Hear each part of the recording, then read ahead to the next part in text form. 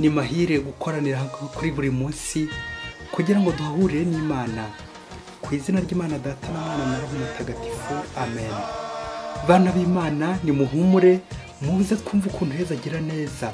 Turi mu gihe cya Noheli, dore amasomo tugiye kuzirikanaho nyuma y'icyumweru cyo kwigaragaza kwa Nyagasani, none kuwa mbere tariki 3 Mutarama 2022. Isomo rya mbere ry'umubare ya mbere ya Yohana Intumwa, umutwe wa 3 umurongo wa 22 kugeza ku 24, n'umutwe wa 4 umurongo wa 1 kugeza ku 6.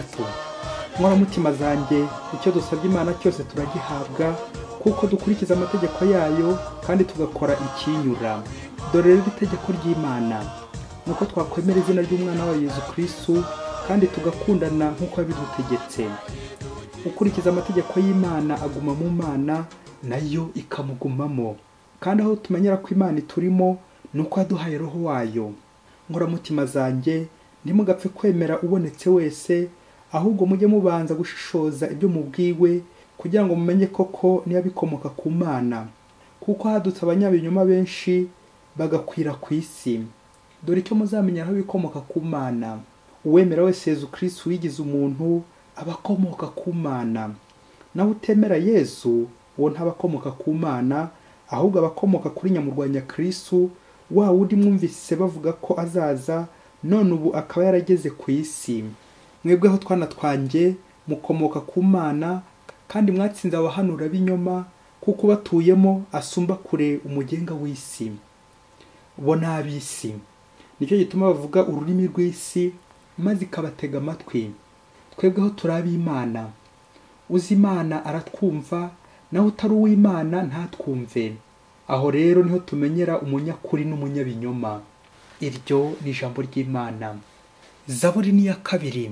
Imana igabira umwana wayo amahanga yose. Uhoraho arambwiye ati, uri umwana wanjye, njyewe uyu munsi nakwibyariye. Binsabe maze nguhe amahanga w'umunani wawe, n'impera z'isi zibe ubukonde bwawe.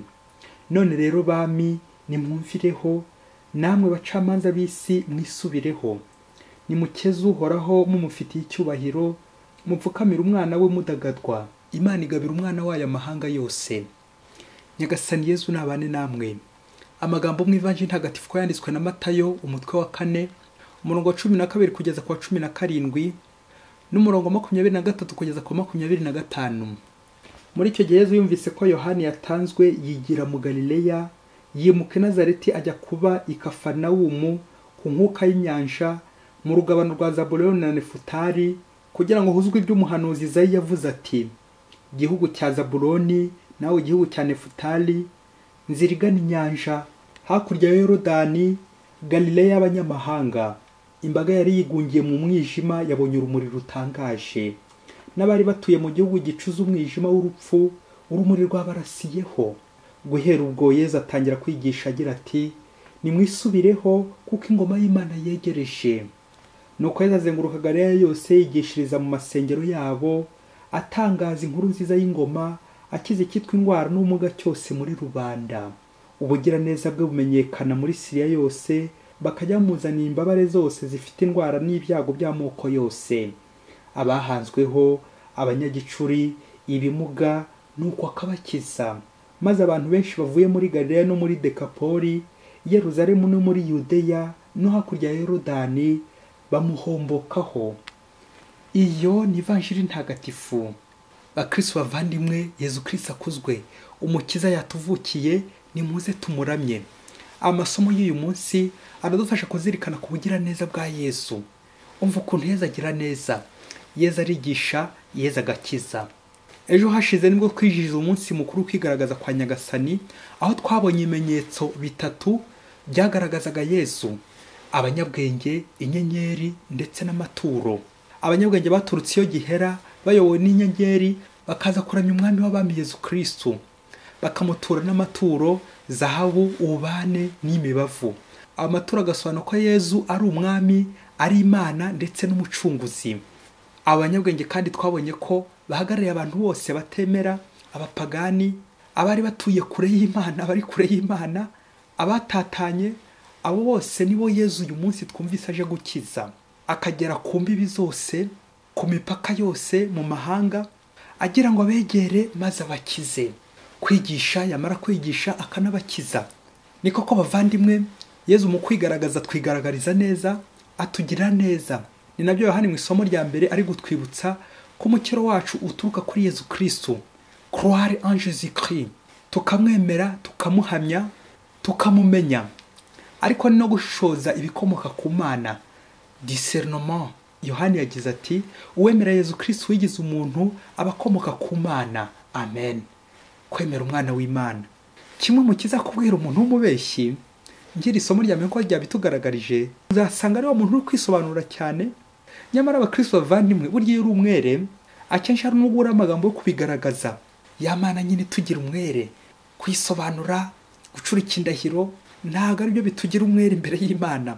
Abakristo bavandimwe biradusaba gukora cyane, tukikuramo icyo gihe kiduhuma amaso ndetse n'umutima, tugaca bugufi, kuko burya umuntu abona Imana aciye bugufi. On apprend la théologie à genoux. Umuntu yabanje guca bugufi, maze Imana igakuzwa muri we.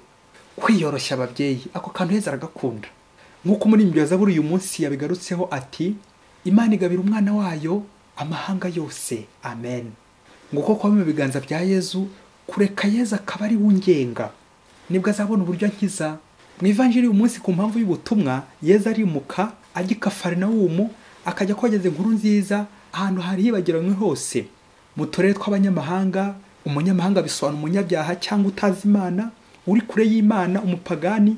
Imbaga yari yigungiye mu mwijima, ikabona urumuri rutangaje. Amen.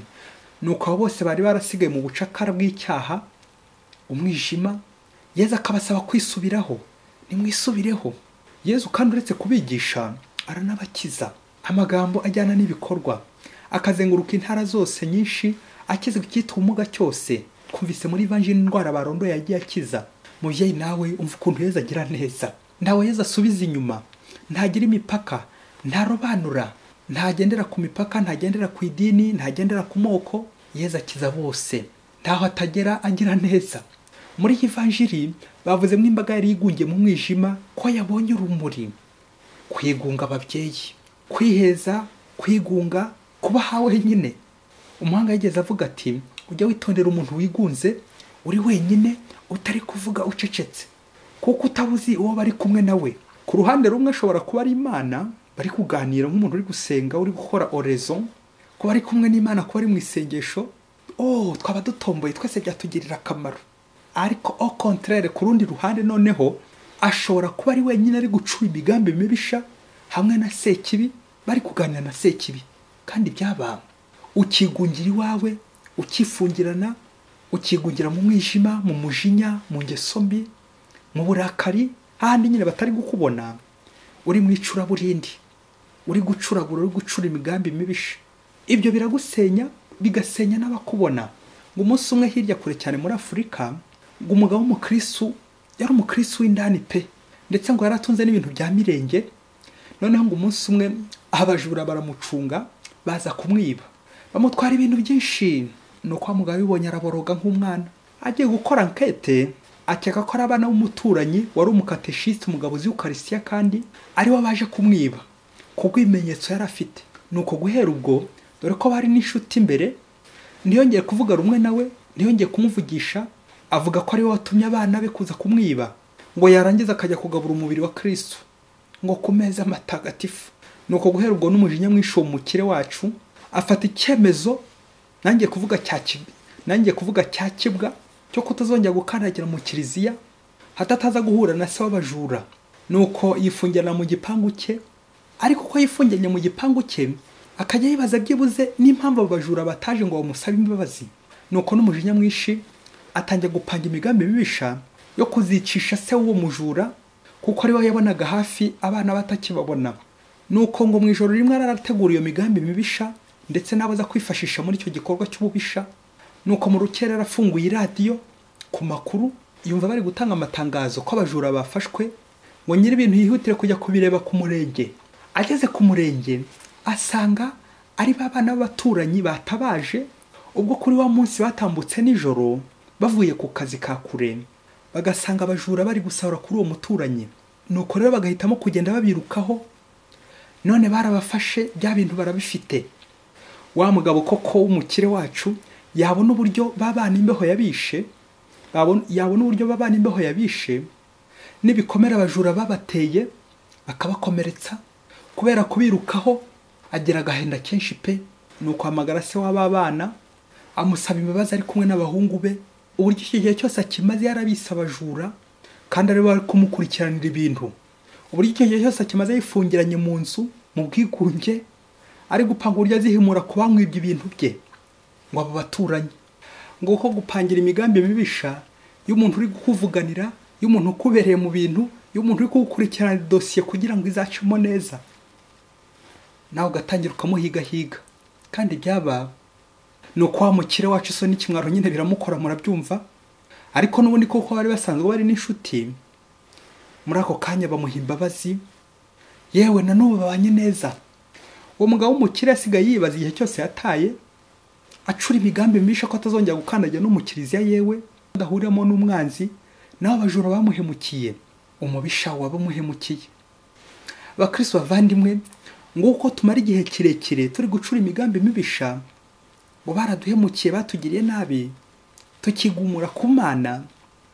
Bamwe bagafata icyemezo cya kibwa cyo kwanga gukandagira ngo mu kiliziya, abandi bakifungira amasakaramentu, kandi byaba bagakomeza bashukwa na sekibi, bari kuganira na sekibi mu bwigunge. Bakristo bavandimwe, uwakoze kuri Yezu ntakorakora. Ujye wibaza nawe igihe cyose umara mu bwigunge, uri kwivumbura, uri kwivovota, ngo iki nticyagenze neza, ngo baguhemukiye ukarondora liste yose, abakugiriye nabi akabari uhoza mu mutwe wawe, mu mutima wawe habitsemo abagira nabi gusa, ngo baguhemukiye. Ese wasanga ari urwikekwe, wasanga buri gukeka ari abere koko. Icyo gihe cyose wataye wazakigaruza ute? Ibaze ko wasanga warafashe icyemezo kigayitse cyo kutazongera gukandagira mu kiliziya kubera ko waketse umukristo mwene wanyu ngo yaguhemukiye. Ubwo se noneho binabaye impamo ko guhemukira atari n'urwikekwe, ubwo se nk'umuvandimwe uzahita uhunga ujye kuba handi, ngo ntuzongera guhura nawe ku meza, ntimuzongera guhura nawe mu nzira ngo muhuze amaso. Kandi hari abantu badahuza amaso bavukana basengana, ngo uko shitani dushyira mu kato mu bwigunge, ugasanga tujunditse mu kanwa kacu nka litiro y'uburakari, twiko y'igitebo cy'umushaka urutugu, nako mu mutima ugasanga umutima wacu waraboze, twashyizemo bagenzi bacu abaduhemukiye ngo abanzi, abo turi gukeka amababa, ngo ntitwakongera guhura, ngo nta giti kigurukira inyoni. Mubyeyi ukibaza uti inyoni ninde, igiti ninde? Ngo uko abantu benshi bata igihe, ndakubwiza ukuri mu Kristo, nutangira ibitekerezo nk'ibyo by'abana n'abapagani, ngo bariya barampemukiye, ngo kuki bataza kumfukamira, ngo kandi banzane n'amaturo, ngo bansabe imbabazi. Icyo gihe uzamenye ko shitani yakwaganye, uzamenye kuri mu bwigunge, kuko uko no kwirata, uko no kwiyemera, no kwikuza, ngo abandi abari bo baza kumfukamira, ukishyira heza, ukishyira imbere, ukiyerurutsa, kwigira umwere babyeyi. Nyamara utazi ko abo wita abajura aribo bari gukurwanira ishyaka, aribo bakubereye mu kibazo, aribo bari kwiruka ku bintu byawe kugira ngo byongere bigaruke, aribo bari kwirukana abajura, aribo bakuvuganira, aribo bagufasha. Nawe ubwenge bucyo ukabupangira imigambi mibisha yo kubikiza. Uwakoze kuri Yezu ntakorakora abakristo. Yezu umwana w'Imana, aho nashyize inkuta z'urwango harampagije, aho nadukira ibikorwa by'icuraburi n'ibinyoma harahagije. Ubu ndaje wese nk'uko gushaka kwawe, ngendere mu kuri mu rumuri rwawe buri munsi. Amen. Mwese Imana ibaha umugisha. Imana Data na Mwana na Roho Mutagatifu. Amen. Padiri Masumbuko Ladislas wa Diyosesi ya Cagagura. Yaje kuhageza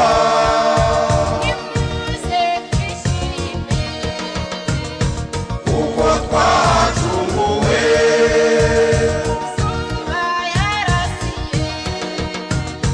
mu mitima yacu